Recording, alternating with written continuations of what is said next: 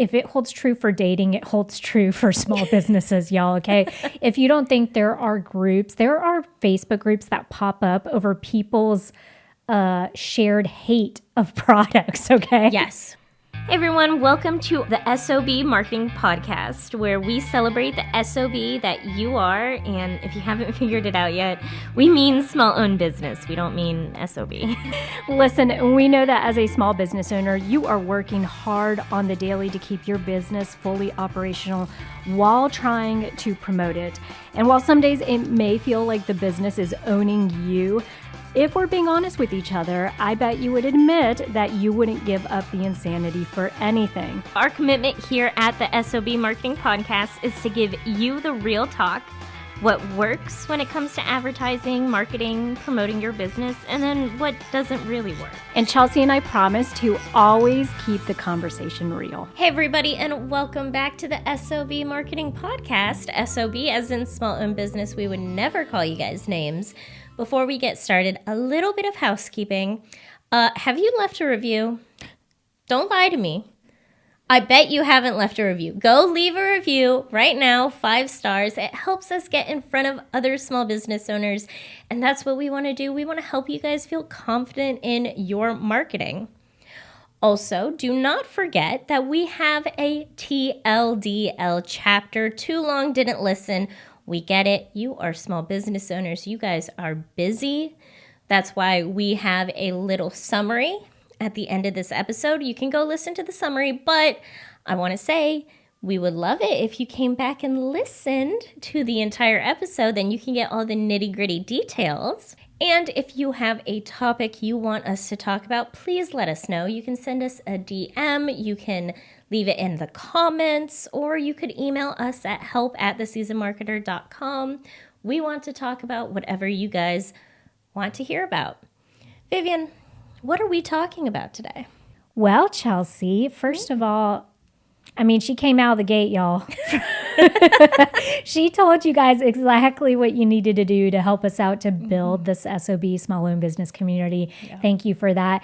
But today's topic, we are actually talking about brand reputation. Okay. The elusive brand reputation. If you guys are sitting there thinking, I know what it is, but it's kind of like nailing Jell-O to a wall. Like, I don't exactly know how to go about approaching it. This topic, this discussion today is going to be extremely useful because we're going to review a couple things, why it's important. We're also going to be talking about how to manage it. And then, we're just going to have an overall discussion that I think addresses a lot of this woo-woo stuff that's out there that we're like, what? Exactly. So brand reputation, that is, guys, you're never going to believe this, but the reputation that your brand has. What? I'm shocked. Color me shocked. I know, right? But this is, like you said before, this is one of those topics where yeah, that's what it is, but why does it matter? How do you go about it? It is, like you said, like trying to nail Jell-O. It can be really confusing, but I have 5 reasons why your brand reputation is important, okay? And the first one, and the one that I find the most important, but that's just my opinion, is going to be trust and credibility. If you have a bad brand reputation, people are not going to purchase anything from you. If you have a good brand reputation, people are more likely to feel comfortable with you. They're going to trust you. You're going to be a credible business. Credible. Yes, I said that correctly. Okay. She corrected herself. Well, and to that point, though, let's go ahead and just because this is a marketing podcast and we understand that. Marketing and advertising plays into this brand reputation so much because it's kind of this two-way street. Yeah. If you do your marketing and advertising correctly, then I think your brand reputation plays into it, but it's going to be you have to do a lot less convincing. Yes. Okay, so it's not, it makes it a little easier to approach and to do your marketing and advertising.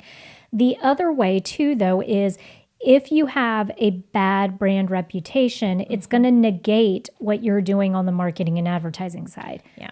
And so that's why we think that this discussion is so important to your overall marketing strategy as a small business owner, because we don't want y'all throwing money away. I mean, if you want to throw money away, go ahead and send it to us, P.O. Box 785. I will gladly take it. But let me introduce you guys, because Chelsea, she's going to do the eye roll here. She already knows I like me a good analogy. And I think this analogy is going to pair well with the, factors or the bullet points that she's about to walk through. Number one, she already walked through one of them, which is, it's builds trust and credibility.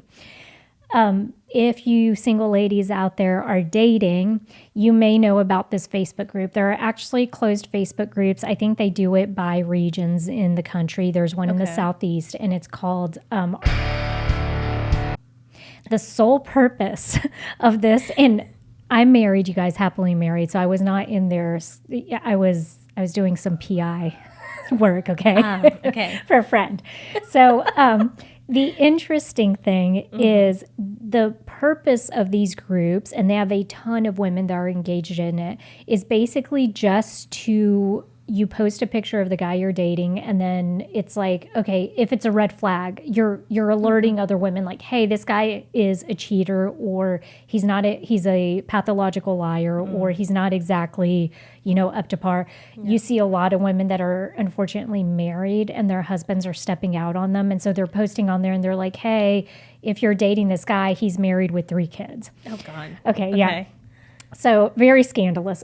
But that to me is equal to brand reputation for a business, in the sense that if I'm a man that's out here dating, the last thing I want is to have my face appear in one of these Facebook groups because it ruins my dating reputation. And everybody is going to be like, I'm not coming near that guy with a 10-foot pole, because he's known to be a liar. He's known to be X, Y, and Z. It's the same thing when we talk about your small business reputation. And so, Chelsea, using this analogy, you don't get trust and credibility once your brand reputation's in the the tank. Toilet. Yeah, in the toilet, right? Yeah. Like once people are like stomping all over your business name. And so which is what is going to tee up later on, and we're going to go over, how you can just help manage a lot of that. But I think that's a very good reason as to why it's important. It's probably the most important reason. Yeah. Credibility and trust. Absolutely. Well, because credibility and trust, if they don't have that, then they're not going to purchase from you. So your brand reputation is going to influence purchasing decisions. A good reputation means people are willing to buy from you. Bad reputation means, oh, I'm definitely not going to date this guy. He's a cheater. Yeah, exactly. Well, and I think that's if we think that in today's day and age, the same, if it holds true for dating, it holds true for small businesses, y'all, okay? If you don't think there are Facebook groups that pop up over people's shared hate of products, okay? Yes. Or brands. Yeah. Like I think, what was that scandalous brand? Not the pants. It's not Lululemon's. It was, it was the one that everybody sold, the dresses and the... It wasn't Lululemon's? No. LuLaRoe? Did I not say that right? I don't think you... I think you added one too many Lulus. Oh, so LuLaRoe. That sounds wrong too. I think everyone knows what we're talking about, maybe. But the really bad leggings, that's what we're talking about. Okay. Not Lululemon. Yes, so the reason I brought up that brand was because there were entire groups that were dedicated to that brand because they thought it was like a Ponzi scheme or a pyramid scheme. Well, it was, but yes. Yeah. And so same thing. What was the shake one?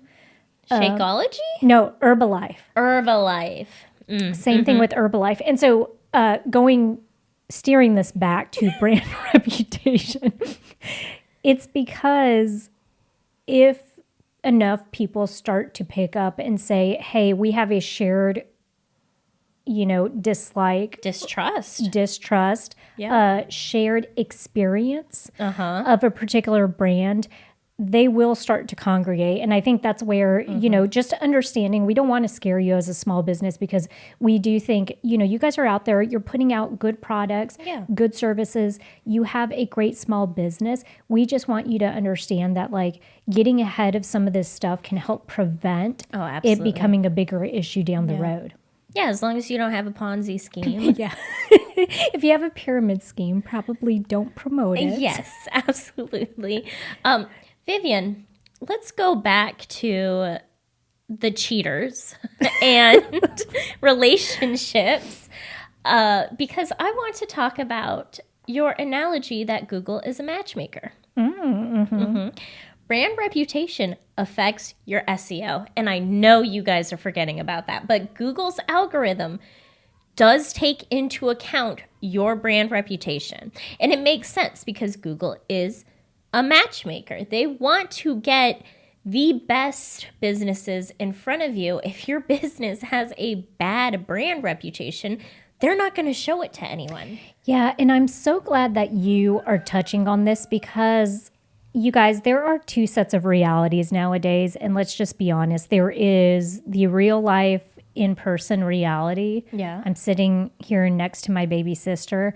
And then there's the online reality. And I think that's something we as small business owners have to accept. We're not going back, y'all. It's 2025. I'm sorry. Google has been here how many years now? It's here to stay. So is social media. Yeah. And that means that even though you may have a stellar brand reputation in person, let's say you're a restaurant, maybe your Yelp reviews suck. Maybe your Google reviews suck. And then that therefore is feeding into the search engine optimization, the SEO that Chelsea's talking about. And so even though in reality you have a great reputation and people love your restaurant, what is showing online is not matching. Hate it. Yeah. Is not matching. And so then the only thing Google can do, because it is a matchmaker for the person that's using Google, it's going to say, oh, you want, a pizza place to go to? I'm going to put this one on page 3 of Google search results. Exactly. I have another example. So I have a wedding that I'm going to in May. So I'm looking for wedding guest dresses. And, Google is going to show me all the reputable businesses first before they show me any of these shady businesses that I know you know what I'm talking about. Y'all, I know you know what I'm talking about. You always see the ads for them. Yes. You always see the ads for these websites where you're like, that's too good to be true. That's got to be like a shady business from China. Like, you don't trust it. You always see it as an ad. You never see it in the wild, correct? Yeah, you never see it as an organic search result. Because Google's not going to show that to you. Yeah, probably LaRue is on there. Well, so Chelsea, so love that you talked about organic searches, also how brand reputation, online brand reputation specifically, is going to play into where you get listed, all of that. If you guys are new to this podcast, we actually just did a couple episodes ago a whole thing on SEO in 2025 and how Google is changing stuff. Go give that episode a listen, just because I do think it's super valuable. There are things that are going to be changing here in the next year or two. And so you want to be sure that as a small business owner, you stay ahead of that. Absolutely. Okay, so my next why it's important bullet point is going to be brand loyalty. Okay, if you have a good brand reputation, which means people had good experiences with your brand, that means they're going to purchase from you again. Or at least they're more likely to consider your business again. Yeah, and you guys are going to be so sick of me bringing up this dating Facebook group, but I will tell you, not all of it is doom and gloom. What I love is that the women in there, because the whole purpose of it is just, they just want to save women years if a man's just not looking to settle down.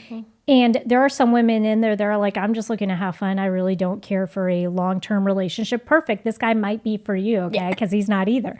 But there are times where you'll see a photo posted of a gentleman, and all of the comments are going to be super great. Like they're like, he was very respectful. I went on a couple dates with him. We just didn't jive. There are people that say, oh, I've grown up with that guy, very respectful. He has a great family, this and that. And so I do think that there are times that specifically when you're talking about you have a good reputation, there is a sense of loyalty. These women are going out there and actually taking the time to type something on behalf of a gentleman that, they could care less if he's got a girlfriend or not. Yeah. But they're saying like, hey, there's no reason for him to be plastered on here in a negative light because it's not true. Yes. That's actually a really great example. Thank you. Yeah. Well, because I think, so let's translate that into a small business owner, because this analogy, this is a dating podcast. This analogy is supposed to lend something to small business owners. Yeah. And I just want to say that because I think we undervalue, if we have a great brand reputation, the loyalty that comes with that. And we all know brands and businesses that do this so well. One of my favorites here locally, small business, donut shop or donut connection in Goose Creek, South Carolina, you guys. Joanne and her husband own the shop, and I kid you not, they have such brand loyalty that in these Facebook groups, I'm in a lot of these like foodie Facebook groups. Anytime that somebody goes in to pick up their donuts on a Saturday, they post in these foodie groups the picture of the donuts, free advertising, and the person's like, I just bought a dozen and they are all amazing and I love them. Here are my favorites. By the way, you guys go ahead and actually pre-order because they sell out so quickly. She has been on a streak now. I want to say the last 4 months, she's been completely sold out. Like you have to pre-order her stuff ahead of time. But that's what good brand reputation does. She's consistent with the donuts that she, puts out there. And she also has excellent customer service. She's very kind. She's engaging with people come in. They love that. And she goes in and she responds to these comments and also questions that people ask in the groups. And so I just think all of that combined, she literally has to do no advertising and marketing because she's got an army of people that will support her and say, go out there and buy her stuff. She has brand evangelists. Yes. A term we have not heard in a while. I know. Y'all, if you're new here, if you listen to one of our first episodes, Vivian actually had to explain to me what a brand evangelist was. But now that I understand, one of my favorite terms. And if you guys don't know why maybe sometimes there's discrepancy between Chelsea and I, yes, we're both marketing professionals. We both went to the same college. We both were raised in the same family. The reason we have this discrepancy is because of our age difference. We're 15 years apart, okay? And I'm the eldest, obviously, but big sister. But that's where the terminology for brand evangelist, when I was talking to her in that episode about this, and she stops me and she's like, I have no clue what that is. What does that term even mean? Yeah. Okay, so y'all, the cool kids ain't talking about brand evangelists these days. So I had to explain it to her. And I do think that's, I love though that we are able to have that open conversation here on this forum because small business owners just know, even as marketing professionals, there's stuff we're learning on the daily every day. Absolutely. I want to talk about the fact that brand loyalty does not have to mean that they're going to continue to purchase from you. It might be that they send other people your way. True. So that as well, it's good word of mouth. Yes. Brand loyalty is going to help with word of mouth as well. And I have another example of brand loyalty. Southern Curiosities. We've had her on the podcast before. Eclectic, whimsical taxidermy. This is actually becoming... You guys, I love telling people that it's mice on stripper poles. It is. Yeah, on motorcycles, on toilets, stripper poles. She does do butterflies and other stuff like that, and too. in teacups, stuff That's like right. that, yeah. This has actually become more popular in recent years, and I've been seeing a lot more small businesses venture that way, which great, good for y'all. I'm not going to stop you, but I'm going to be honest. Why would you? I would love to see you stop a small business owner from doing anything. Well, I hope you guys have all the success in the world. When someone asks me where to go to get something like that, I'm telling them Southern Curiosities. When I want whimsical mice on stripper poles, I'm going to Southern Curiosities. Like that, I have such strong customer loyalty that I won't even consider these other businesses. And there's nothing wrong with those other businesses. I'm sure they're great. But my girl, Jessie, is who I'm going to be supporting. Well, and think of it too. There are other industries that lend a lot to this. Tattoo artist. Yes. Okay, right? So like there are people that once they find their tattoo artist, the person they can entrust to tat them up correctly, you know, in a fashion that they like, they're not going to steer away from that. And so I do think that's... Or the other way around, if you have a bad experience with a tattoo artist, you're going to tell everyone, don't go to that tattoo artist. Yeah. So brand reputation, especially in some of these industries, is going to definitely play a heavy part. But I do think any and all small businesses just need to be aware of it. Yes, absolutely. So my last reasoning as to why brand reputation is so important, and this is a big one for small businesses, is it affects your opportunities and you know, the kind of collabs you can do. Collaboration for a small business can be so amazing. What's the word I'm looking for? Like it can be a big opportunity. Yeah, it could be very beneficial, right? Yes. But if you have a bad brand reputation, those doors close. People are not going to consider even being close to associated with you.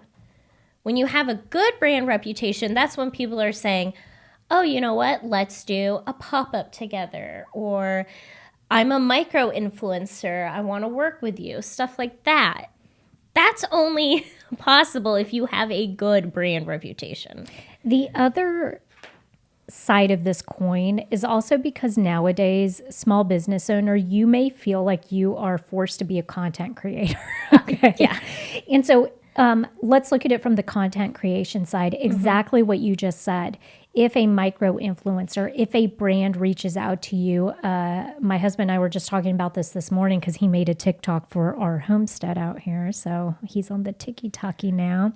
Okay. Lots of chicken videos to come. But I was telling him how, you know, it's interesting when you see some of these social media channels when they start to get bigger and brands start to send them stuff. So you guys all know this, you know, if you're a car guy or you follow anyone that's into cars on social media, you know that some of these brands will send them, whether they be tires or let's say car wash stuff or whatever it is. So any industry. Are there any brands out there that want to send me tires? That'd be great. I'd love some tires. I'm not a car girly, but I can become one.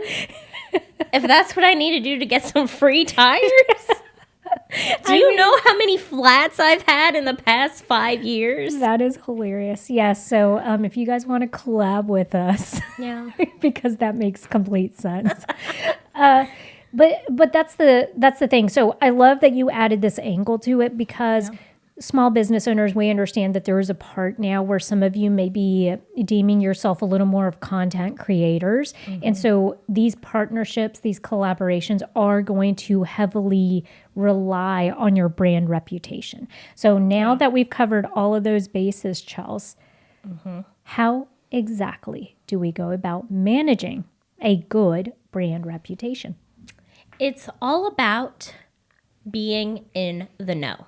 You got to actually know what's going on out there, y'all. A lot of small businesses, and I'm not telling you you're wrong. Okay. I want to say that first. You're not wrong, but you don't have to Google yourself like every week. That's a lot of work.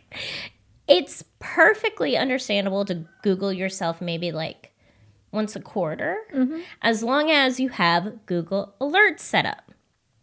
And that's really the thing that is going to help you keep a pulse on your brand reputation is Google Alerts. So basically, Google lets you put in a key phrase, a word, a name, and you can set it up so that Google will email you anytime that keyword or phrase is mentioned online. Anytime.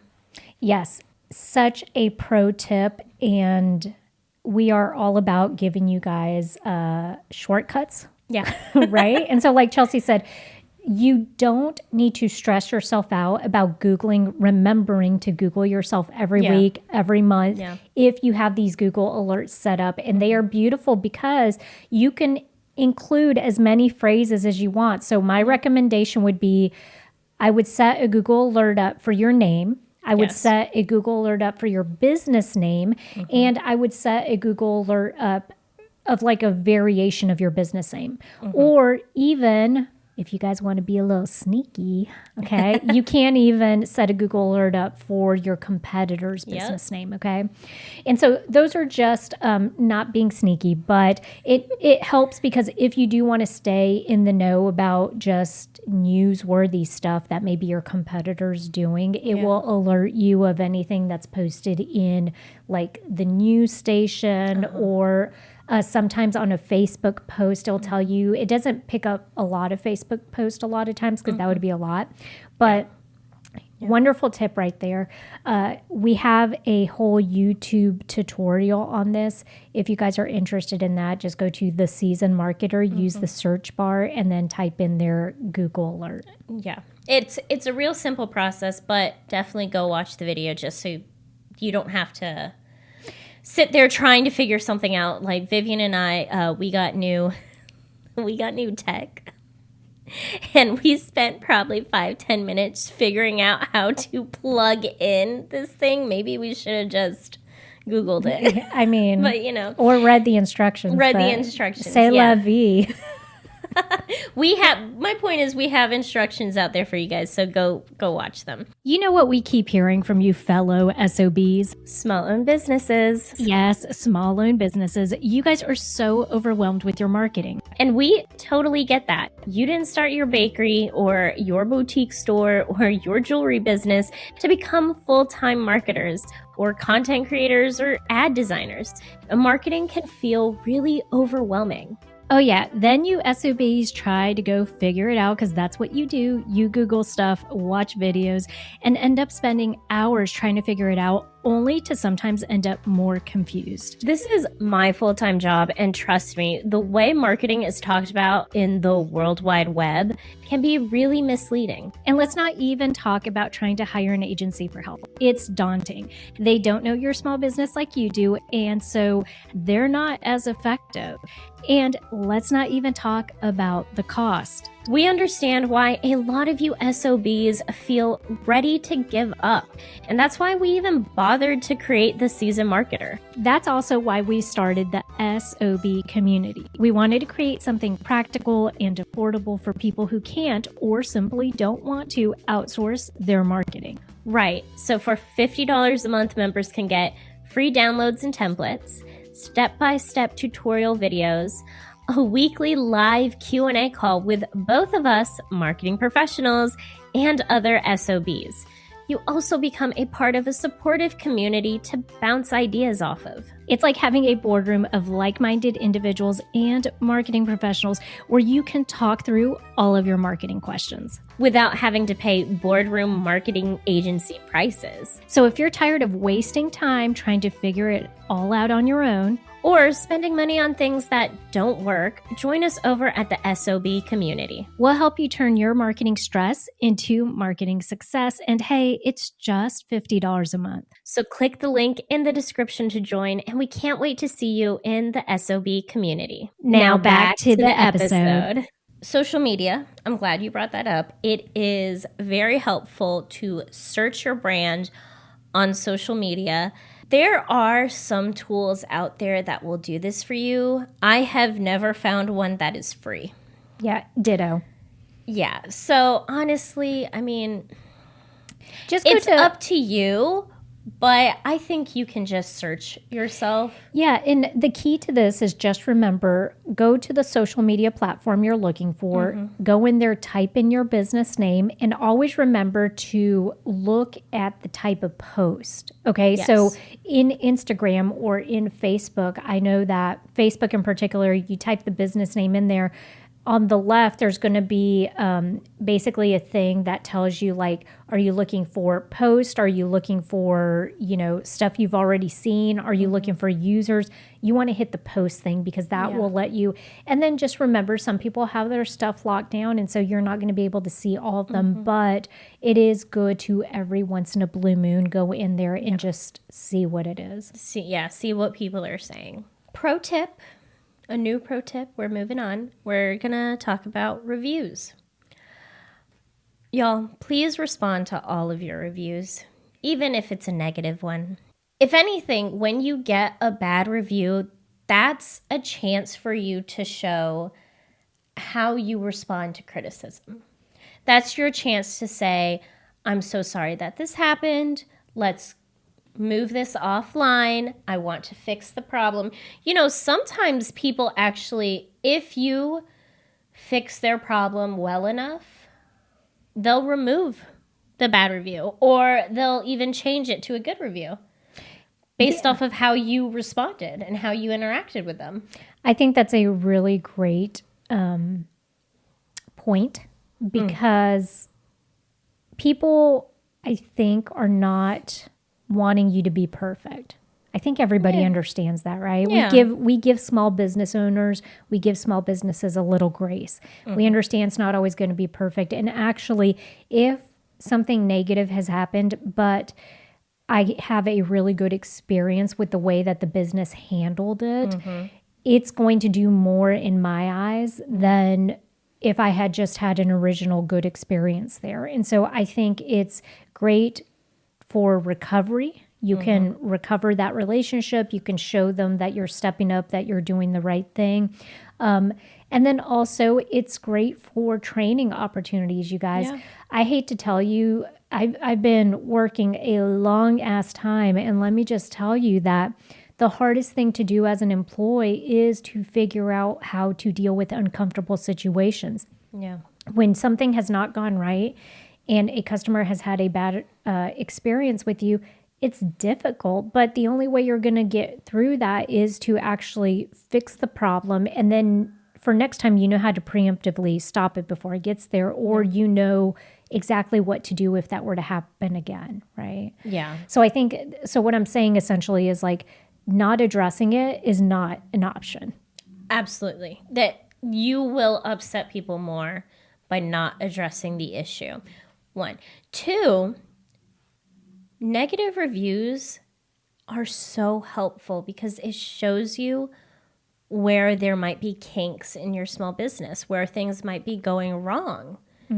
It's a learning experience. So I know negative reviews hurt. Sometimes we get negative comments and I'm like, well, but that's not the correct response. Yeah, Vivian handles those.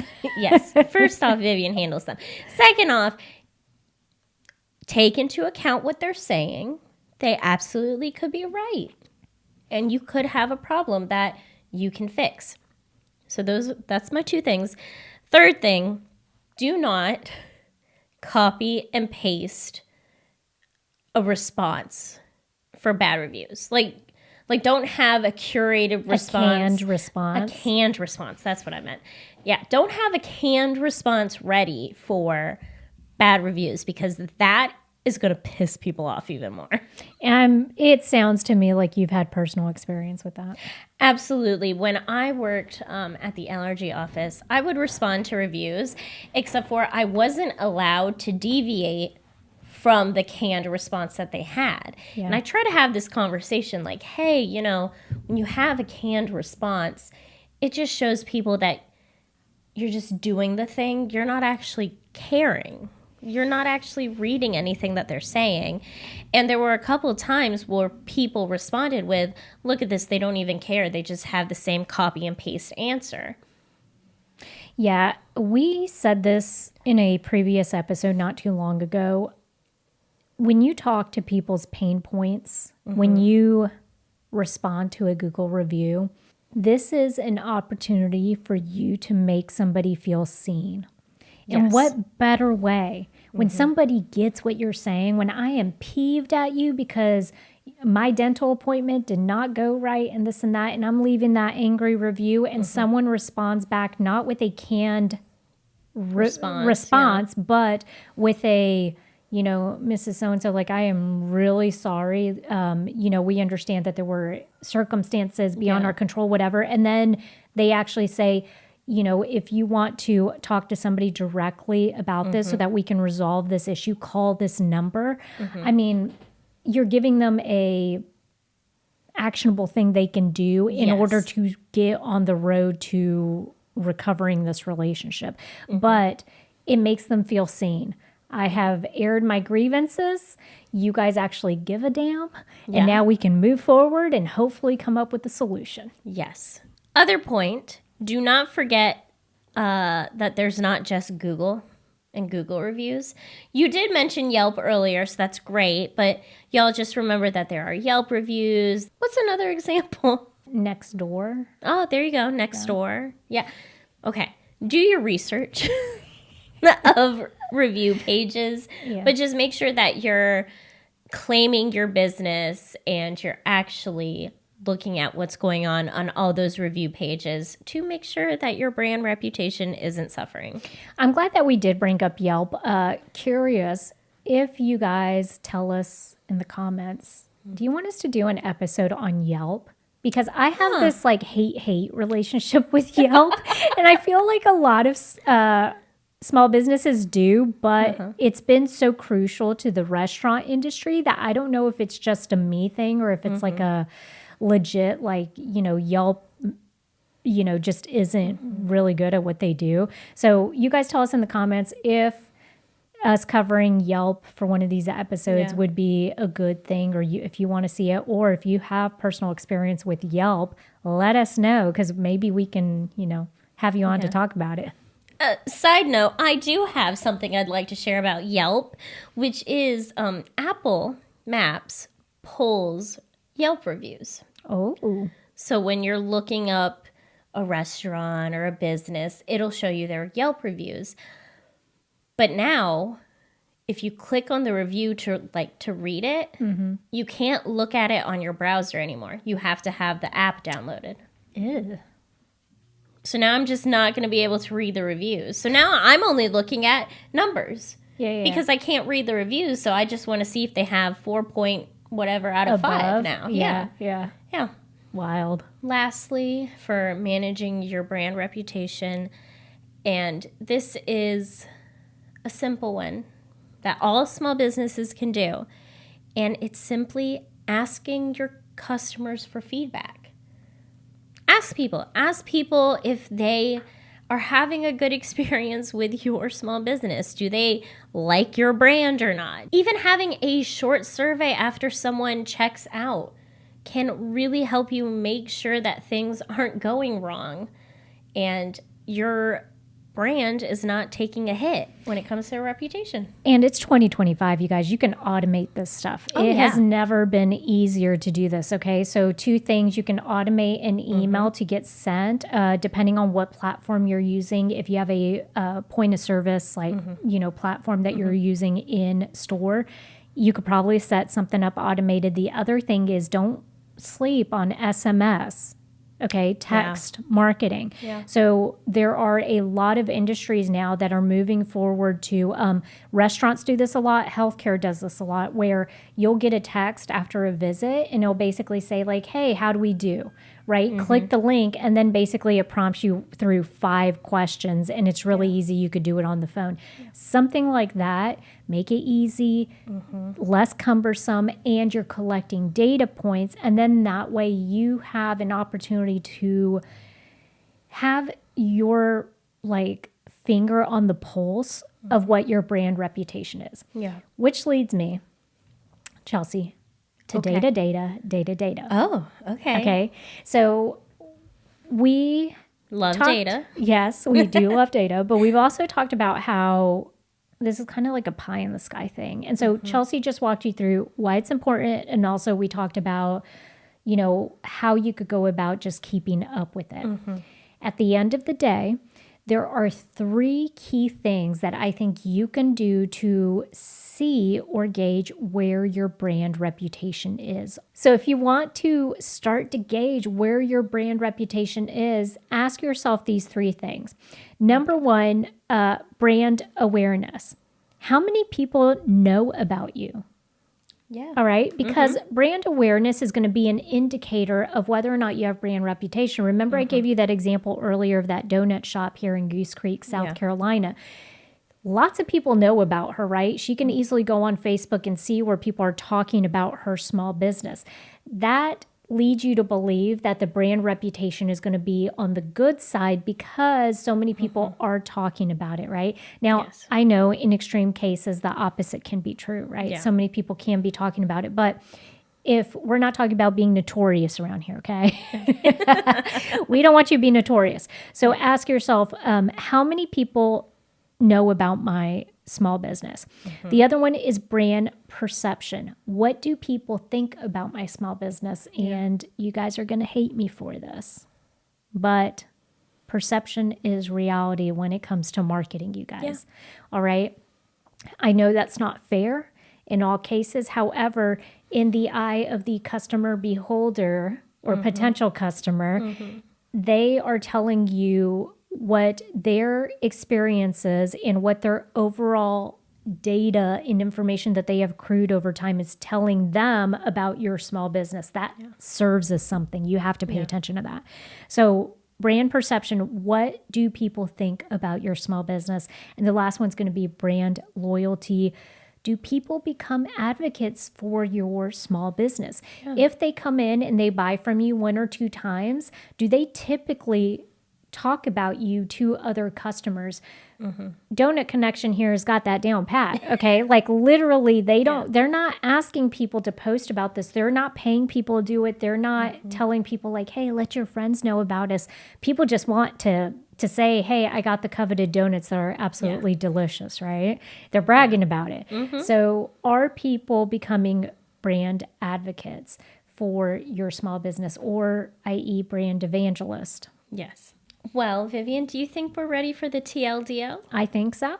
Okay, so if you have skipped ahead to this chapter, make sure later on when you have time that you listen to this entire conversation. But today we talked about brand reputation, what it is, why it's important, and how to manage a good brand reputation. So real quick, why it's important: trust, credibility, influences purchasing decisions. It affects your SEO. It affects your brand loyalty. And it affects the opportunities and collab opportunities that you have as a small business. There are many ways to manage a good brand reputation. You want to make sure you have Google Alerts set up.